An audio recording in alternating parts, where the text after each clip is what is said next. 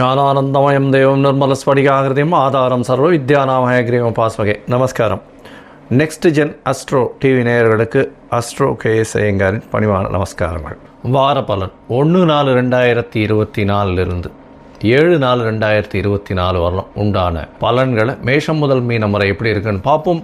அதற்கு முன்னாடி இந்த வாரத்தில் 1/4/2024 ஏப்ரல் 1 அப்படின்னு சொல்லக்கூடியது ஃபினான்ஷியல் இயர் ஆரம்பம். எல்லா விதமான அக்கௌண்டிங் பர்பஸுக்கும் புது கணக்கு போடுறது எல்லாமே வருஷத்தின் முதல் நாளாக உலகம் மொத்தம் கொண்டாடக்கூடிய ஒரு விஷயம் அப்படின்றது ஏப்ரல் 1 நம்ம இந்தியாவிலையும் ஏப்ரல் 1 டு மார்ச் 31 ஒரு ஃபினான்ஷியல் இயர் அப்படின்னு மெயின்டைன் பண்ணுறோம். எல்லா விதமான எல்லா வியாபாரிகளுக்கும் எல்லா பொருள் மேனுஃபேக்சரர்ஸ் எல்லாருக்குமே என்னுடைய ஆசீர்வாதங்கள். நல்லபடியாக பண்ணுங்கள், இந்த வருஷம் உங்களுக்கு சக்ஸஸ்ஃபுல்லாக அமையட்டும் அப்படின்னு ஆண்டவனை பிரார்த்தித்து வாழ்த்து சொல்கிறேன். சரி, இந்த வாரம் என்னென்ன காலபுருஷ தத்துவத்தின் முதல் ராசியில் அதாவது கோல்சாரம் எப்படி இருக்குன்றதை பார்ப்போம். அதற்கு பிறகு இந்த வாரத்தினுடைய விசேஷ நாட்கள் என்னென்னு பார்ப்போம். அதற்கு பிறகு இந்த வாரத்தில் எந்தெந்த ராசிக்காரர்களுக்கு சந்திராஷ்டமம் அப்படின்னு பார்ப்போம். முதல்ல கோல்சாரம் அப்படின்னு பார்த்தோமே ஆனால் இந்த வாரத்தில் மேஷ ராசி காலபுருஷ தத்துவத்தின் முதல் ராசியான மேஷ ராசியில் குரு பகவான், 6ஆம் இடம்னு சொல்லக்கூடிய கன்னியில் கேது பகவான், 11ஆம் இடமான கும்பத்தில் சனியும் செவ்வாயும், 12ஆம் இடம்னு சொல்லக்கூடிய மீனத்தில் ராகு, சுக்கிரன், சூரியன் மற்றும் புதன் 4 கிரகங்கள் இருக்குது இந்த வாரம். இந்த வாரத்தில் பார்த்தேனால் 2ஆம் தேதி அன்னைக்கு 2/4/2024 அன்னைக்கு தேய்பிறை அஷ்டமி. தேய்பிறை அஷ்டமி என்ன விசேஷம் அப்படின்னா காலபைரவருக்கு விசேஷமான நாள். தேய்பிறையில் காலபைரவர் போய் விழுந்து கும்பிட்டுட்டு வந்தீங்கன்னா உங்களுக்கு உண்டான திருஷ்டிகள் போகும். சனி பகவானுக்கு உண்டான பிரீத்தின்னு சொல்லக்கூடியது. காலபைரவ அஷ்டகம்னு ஒன்று தனியாக இருக்குது, அதை சொல்லிட்டு வாங்க. நல்ல ஒரு ஏற்றம் மாற்றம் வரும். சனிக்கிழமை சனி பகவானுக்கு செய்கிறத விட தேய்பிறை அஷ்டமியில் காலபைரவருக்கு செய்வதன் மூலியமாக சனி பகவானுக்கு செய்யக்கூடிய பிரீத்தின்னு சொல்லக்கூடியது. அதனால் தேய்பிறை அஷ்டமியில் காலபைரவர் சன்னதி ஒரு சிவன் கோயிலையும் இருக்கும். அவசியமாக போய் அங்கே காலபைரவ அஷ்டகம் சொல்லிவிட்டு அங்கே விழுந்து சேவிச்சுட்டு வாங்க. உங்களுக்கு சனீஸ்வரனால் வரக்கூடிய தொல்லைகள், 7 சனி நடக்கிறவா, அஷ்டமத்து சனி நடக்கிறவா, அர்த்தாஷ்டம சனி நடக்கிறவா எல்லாருக்குமே நல்ல ஒரு ஏற்றம் கிடைக்கும். அதற்கு பிறகு இந்த வாரத்தில் ஏகாதசி, அது 5ஆம் தேதி அன்னைக்கு வருது. ஏகாதசி 5ஆம் தேதி அன்னைக்கு ஏகாதசி வைணவர்களுக்கு மிகவும் ஏற்றமான நாள். உபவாசம் இருக்கிறதும் கார்த்தாலிருந்து கண்டினியூஸாக இருந்து அடுத்த நாள் கார்த்தால் துவாதசி பாராயணம் பண்ணுறது ரொம்பவும் விசேஷம். உடல் நலம் கருதி சில பேர் பண்ண முடியாமல் இருக்கலாம், அதற்கு ஏற்றாற் போல் பண்ணிக்கிறது.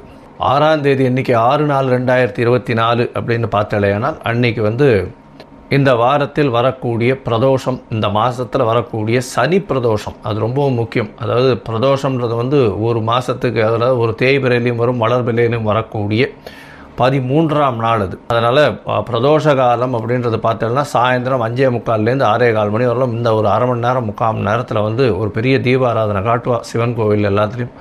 அந்த காலகட்டத்தில் வழிபடுறது பெரிய ஏற்றம். கார்த்தாலிருந்து உபவாசம் இருந்து, அதாவது பட்னியாக இருந்து சாயந்தரம் அதை பார்த்துட்டு பிரசாதம் வாங்கி சாப்பிட்டதுக்கு அப்புறம் தான் அந்த உபவாசத்தை முடிக்கணும்.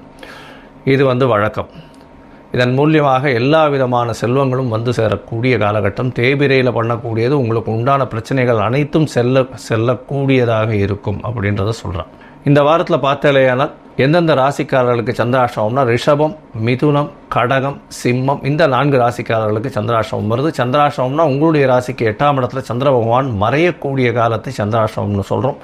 மதிகாரகன் மறைந்திருக்கக்கூடிய காலகட்டத்தில் எந்த ஒரு விஷயத்தை எடுத்து செய்யும் பொழுதும் தவறான முடிவுகள் ஏற்படக்கூடிய வாய்ப்புகள் மிக அதிகம். அதனால் வெளியூர் வெளிமாநிலம் செல்வது, புதிய முடிவுகள் எடுக்கிறது, இது எல்லாத்தையும் தள்ளி போடுறது ரொம்பவும் நல்லது.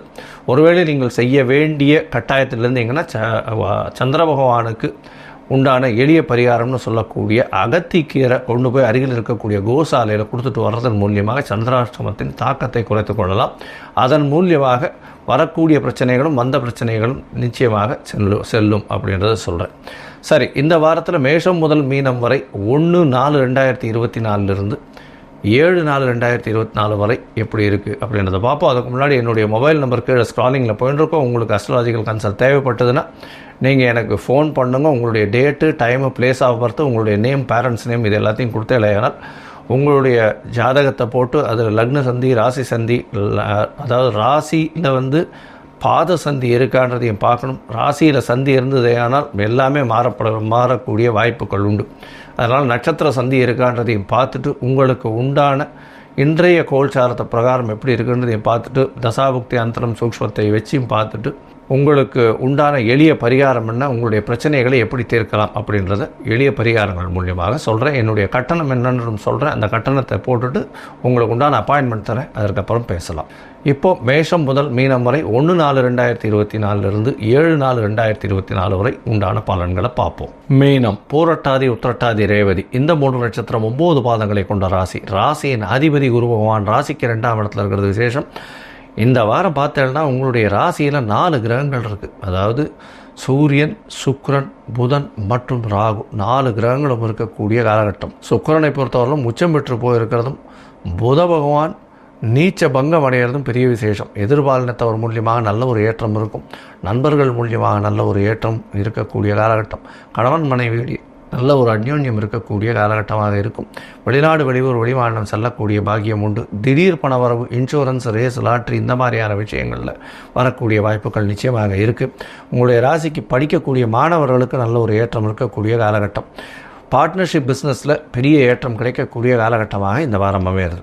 இந்த வாரத்தில் உங்களுடைய ராசிநாதனே 2ஆம் இடத்துல இருக்கார். 2ஆம் இடத்துல ராசிநாதன் இருக்கிறது பெரிய விசேஷம். ஏன்னா தனக்காரகன் தனஸ்தானத்தில் இருக்கிறதும் தனஸ்தான அதிபதி 12ஆம் இடத்துல சனியோடு சேர்ந்து இருக்கிறதுனால செலவுகள் கொஞ்சம் அதிகமாக இருக்கும். தேவையற்ற செலவுகள் கொஞ்சம் அதிகமாக இருக்கக்கூடிய காலகட்டமாக இருக்குது. ஏன்னா 12ஆம் இடத்துல சனி பகவான்னா 7.5 சனி ஆரம்பிச்சுடுத்து. உங்களுடைய ராசிக்கு 12ஆம் இடத்துல சனி பகவான் வந்ததுனால வேலையில் மாற்றங்கள் வரும். ஒரு ஏற்றம், திடீர்னு ஒரு ஜம்ப் கிடைக்கக்கூடிய வாய்ப்புகள் நிச்சயமாக இருக்கும். அதாவது எந்த பொசிஷனில் இருக்கீங்களோ அதை விட ஒரு ஏற்றம் கிடைக்கக்கூடிய மாற்றங்கள் இருக்கும். அலைச்சல் கொஞ்சம் அதிகமாகவே இருக்கக்கூடிய காலகட்டமாக இந்த வாரம் அமையிறது. இந்த வாரத்தில் பார்த்தீங்கன்னா அதிவேகமாக செல்லக்கூடிய கிரகமான சந்திர பகவான் உங்களுடைய ராசிக்கு 5ஆம் அதிபதி உங்களுடைய ராசிக்கு 10ஆம் இடத்துல இந்த வாரத்தை ஆரம்பிக்கிறார். 1/4/2024 7/4/2024 வரை உண்டான வாரத்தில் சந்திர பகவான் 10ஆம் இடத்துல உங்களுடைய ராசிக்கு 10ஆம் இடத்துல ஆரம்பிக்கிறார். குரு சந்திர யோகம் அமையிறது, கஜகேசரி யோகம் அமையிறது. இந்த காலகட்டத்தில் பார்த்தோம்னா தொழிலில் பெரிய சிறப்பு கிடைக்கும். புதிய பதவி புகழ் அந்தஸ்து கௌரவம்லாம் வரக்கூடிய வாய்ப்புகள் நிச்சயமாக இருக்குது. தொழிலில் இன்வெஸ்ட்மெண்ட் கொஞ்சம் அதிகமாக போடக்கூடிய காலகட்டமாக இந்த வாரம் அமையிறது. உங்களுடைய ராசிக்கு 11ஆம் இடத்துக்கு சந்திர பகவான் போகிறார். 3ஆம் தேதி கார்த்தால ஒரு 3:15 5ஆம் தேதி கார்த்தால 3ஆம் தேதி கார்த்தால ஒரு 12:15 மணியிலிருந்து 5ஆம் தேதி கார்த்தால ஒரு 3:30 மணி வரணும் 11ஆம் இடத்துல சந்திர பகவான் இருக்கார். 5ஆம் அதிபதி 11ஆம் இடத்துல இருக்கிறது பெரிய விசேஷம். இதன் மூலியமாக உங்களுக்கு பதவி புகழ் அந்தஸ்து கௌரவம் கிடைக்கும். அதன் மூலியமாக பெரிய ஏற்றம் கிடைக்கும். லாபஸ்தானத்தில் போய் 5ஆம் அதிபதி போய் உட்கார்றது நல்ல ஒரு பொருள் லாபம் இருக்கக்கூடிய காலகட்டமும். உங்களுடைய குழந்தைகள் வெளிநாடு வெளியூர் வெளிமாநிலம் செல்லக்கூடிய பாக்கியம் நிச்சயமாக இந்த வாரத்தில் கிடைக்கும். உங்களுடைய ராசிக்கு பார்த்தோன்னா 12ஆம் இடத்துல சந்திர பகவான் வரார். அது 5ஆம் தேதி கார்த்தால ஒரு 3:30 மணியிலிருந்து 7ஆம் தேதி கார்த்தால ஒரு 6 மணி வரலும் இருக்கக்கூடிய காலகட்டமாக இருக்குது. இந்த காலகட்டத்தில் உங்களுக்கு பார்த்தோன்னா சில செலவுகள் இருக்கும். குழந்தைகள் மூலியமாக தேவையற்ற செலவுகள் இருக்கக்கூடிய காலகட்டமாக இருக்கும். பணவரவிற்கு பஞ்சம் இருக்காது. உடல் நலத்தில் நல்ல ஏற்றம் இருக்கும். இருந்தாலும் எதிர்பாலினத்தவர் கூட சிறு பிரச்சனைகள் வந்து சரியாகக்கூடிய வாய்ப்புகள் உண்டு. பணவரவிற்கு பார்த்தோம்னாலும் சரி, தொழிலில் பெரிய அபிவிருத்தி இருக்கும். பார்ட்னர்ஷிப் தொழிலில் கொஞ்சம் ஜாகிரதையாக இன்வெஸ்ட் பண்ணுறது நல்லது. புதிய வீடு மனை அமையக்கூடிய பாக்கியம் உண்டு. இப்போ இளைய சகோதரர் மூலியமாக நல்ல ஒரு ஏற்றம் கிடைக்கக்கூடிய வாரமாக இந்த வாரம் அமையாது. இந்த வாரத்தில் உங்களுடைய ராசியிலே சந்திர பகவான் வரார். அது 5 கிரகங்கள் இருக்கக்கூடிய காலகட்டமாக இருக்குது. சூரியன், சந்திரன், புதன், சுக்கிரன் மற்றும் ராகு. இந்த 7ஆம் தேதி கார்த்தாலிருந்து 9ஆம் தேதி கார்த்தால வரலும் 5 கிரகங்கள் இருக்கக்கூடிய காலகட்டமாக பெரிய ஏற்றமான காலமாக இருக்கக்கூடிய காலமாக இருக்குது. இந்த வாரத்தில் பார்த்தோம்னா நீங்கள் நினைத்த காரியங்கள் அனைத்தும் வெற்றி பெறக்கூடிய வாய்ப்பு உண்டு. இருந்தாலும் செலவுகள் கொஞ்சம் அதிகமாக இருக்கக்கூடும். இந்த வாரத்தில் நீங்கள் அருகில் இருக்கக்கூடிய இந்த லக்ஷ்மி நரசிம்மர் சன்னதிக்கு போய் சேவிச்சுட்டு வாங்க, நல்ல ஒரு ஏற்றம் கிடைக்கும். அதை தவிர குருவாயூரப்பனை போய் வேண்டிட்டு வாங்க, நல்ல ஒரு ஏற்றம் கிடைக்கக்கூடிய காலகட்டமாக இருக்கும். சந்தன காப்பு போட்டு வாங்க, தாமரை மலர் கொடுத்துட்டு வாங்க. அதை தவிர உங்களுடைய ராசிக்கு 6ஆம் அதிபதியும் உங்களுடைய ராசியில் நிற்கிறது, அதாவது சூரியன் நிற்கிறதுனால அரசாங்கம் சம்பந்தப்பட்ட செல்வாக்கான விஷயங்கள் நடக்கக்கூடிய பாக்கியம் உண்டு. இதன் மூலியமாக நல்ல ஒரு ஏற்றம் இருக்கும். கோதுமை தானம் பண்ணுங்க, உங்களுக்கு நல்லபடியான ஏற்றம் கிடைக்கக்கூடிய வாரமாக இந்த வாரம் அமையிறது அப்படின்றத சொல்கிறேன். லோகா சமஸ்தா சுகினோ பவந்து. நன்றி, நமஸ்காரம்.